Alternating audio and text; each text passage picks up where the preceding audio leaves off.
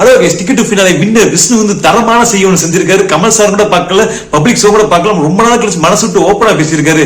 இந்த மாதிரி விஷ்ணு தான் நம்ம ரொம்ப நாளா எதிர்பார்த்து இருந்தது. ரொம்ப நாளா பேசி மனசுக்கு தான் பேசுறது தனக்கே புரியாம பேசிட்டு இருக்க ஆளோட சேர்ந்து சேர்க்க சரியில்லாம இருந்த விஷ்ணு இன்னைக்கு சேர்க்கையை பத்தி பேசி ஆடியன்ஸோட கிளாப்ஸ் அப்படி எழுதியிருக்காருன்னு சொல்ல முடியாது. சும்மா மாசா இருக்கு. கமல் சார் குதர்க்கமா வார்த்தை விளையாட்டு மூலியமா தனக்கு என்ன வேணும் அப்படிங்கிற விஷ்ணு வாயிலிருந்து சொல்ல வைக்கணும் அப்படின்னு சொல்லி முயற்சி பண்ணி அவர் பேச வர்ற முன்னாடியே அதை புரிஞ்சுக்கிட்டு விஷ்ணு கொடுக்குற பதில் எல்லாம் பாத்தீங்கன்னா சும்மா மரண மாசா இருந்துச்சு.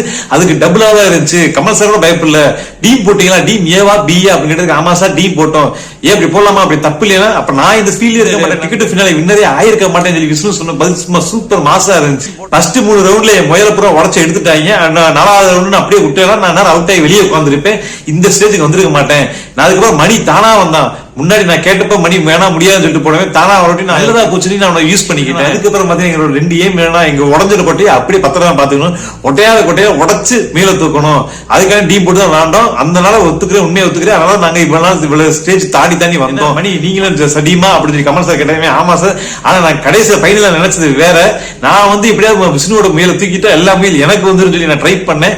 விஷ்ணு மேல உடச்சிட்டு இருந்தேன். போட்டிக்கு மாயா வந்துட்டாங்க. மாயாவும் சேர்ந்து 2 பேரும் சேர்ந்து நாங்க முயற்சி. மாயாக்குள்ள போட்டி அதிகமாயிருச்சு. ஒருவேளை மாயா எடுத்துட்டாங்கன்னா கிட்டத்தட்ட அவங்க ஃபர்ஸ்ட் பிளேஸ் வந்துருவாங்க. அதனாலேயே நான் மேக்ஸிமம் ட்ரை பண்ணிட்டு இருந்தேன். கடைசி பார்த்தா டைமிங் முடிஞ்சிருச்சுன்னு அவசரம் ஓடி போய் நின்றுட்டு நான் 2வது இடம் தான் வாங்கினேன். அது ஒரு சந்தோஷம் தான் சார் அப்படின்னு சொல்லி மணி உண்மையை ஒத்துக்கிட்டாரு. பேசிட்டே இருந்த கோர்த்துற மணி நம்ம கமல் சார் கேள்வி கேட்டாரு, ஏன் விஷ்ணு நீங்க விஸ்திரம் இடத்துல கோட்டையை தொடவே இல்லை சொல்லி.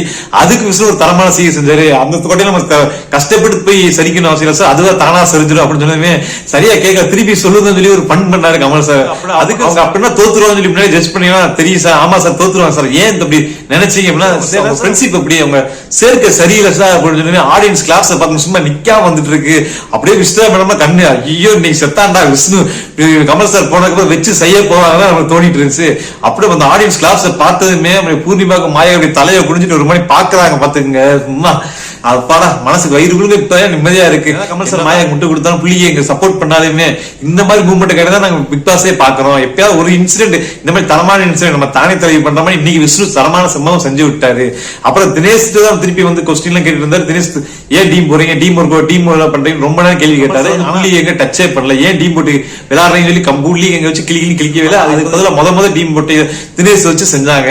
ஆக மொத்தத்துல இன்னைக்கு விஷ்ணு செஞ்ச சம்பவம் உண்மையே ரொம்ப தரமா இருந்துச்சு, ரொம்ப சந்தோஷமா இருந்துச்சு. கமல் சார் பேசி முடிச்சு போனதுமே விஸ்ரா மேடம் வந்து விஷ்ணு பயங்கரமான வார்னிங் கொடுக்குறாங்க, கடுமையான வார்னிங் கொடுக்குறாங்க. அதே சும்மா பொருட்படுத்திக்காத விஷ்ணு அசால்ட்டா பதில் சொல்றாரு. சும்மா அந்த வீடியோ வந்து விஷ்ணு மேலே தினேஷ் மேலே மண்மத்தை கக்கிற மாதிரி கேள்விகளை போட்டு தொலைச்சு எடுக்கிற மாதிரி தான் இருந்துச்சு. விஸ்ரா மேடம் விஷ்ணு மறந்ததை பத்தி நீங்க நினைக்கிறீங்க கீழே கமெண்ட் பாக்ஸ்ல கமெண்ட் பண்ணுங்க. அது இல்லாம இன்னைக்கு விஷ்ணு பேசுறது சரியா தப்பா அதையும் கமெண்ட் பாக்ஸ்ல கமெண்ட் பண்ணுங்க. என்னென்ன சம்பவம் நடக்க போகுதுன்னு பொறுத்து இருந்து பார்க்கலாம்.